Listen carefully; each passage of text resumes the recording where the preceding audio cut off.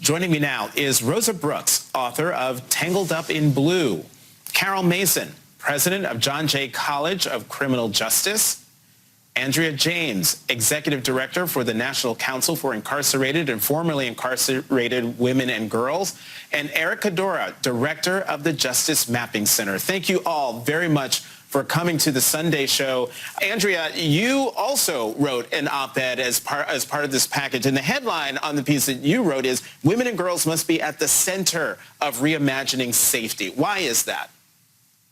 Well, much of the focus on criminal justice reform has been centered on prisons and reimagining prisons. This has left off the table the necessary dialogue of how we need to invest deeply in communities that for decades have just not had the resources to address poverty, joblessness, addiction, struggling school systems, the lack of housing. Women have been at the forefront in these communities, in our communities, in predominantly Black and brown communities, in caring for our loved ones and being the services that have not been invested in. And when we reimagine our communities, instead of continuing the trajectory of reimagining prisons, it requires us to focus on women. It requires us to center women. This is something that we were privileged to work on under President Obama's administration, working with Carol Mason.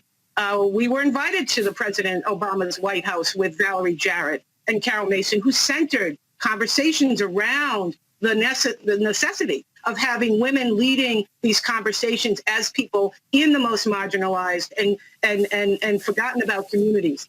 Right. And also, Jonathan, if I just could add that sure. In addition to reimagining communities, we have to understand that reimagining communities also requires us to, on the back end, bring people home, repair families, bring mothers home, bring grandmothers home. A prison will never be a place for a woman or a girl to heal and advance her life.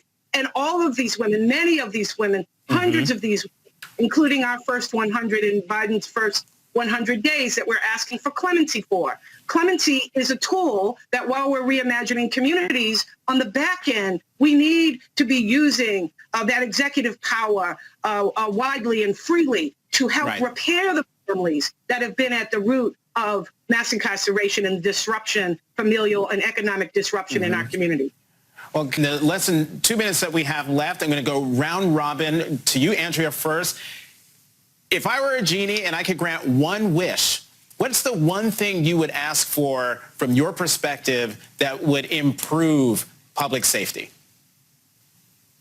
The one wish I would have is to reimagine communities, invest significantly and deeply in those communities with participatory defense, transformative justice, and also in clemency. Clemency is a tool that returns our loved ones and our family members and helps our families to heal.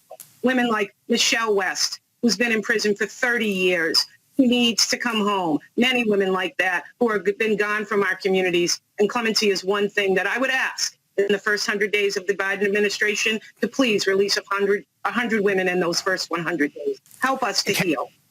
Carol?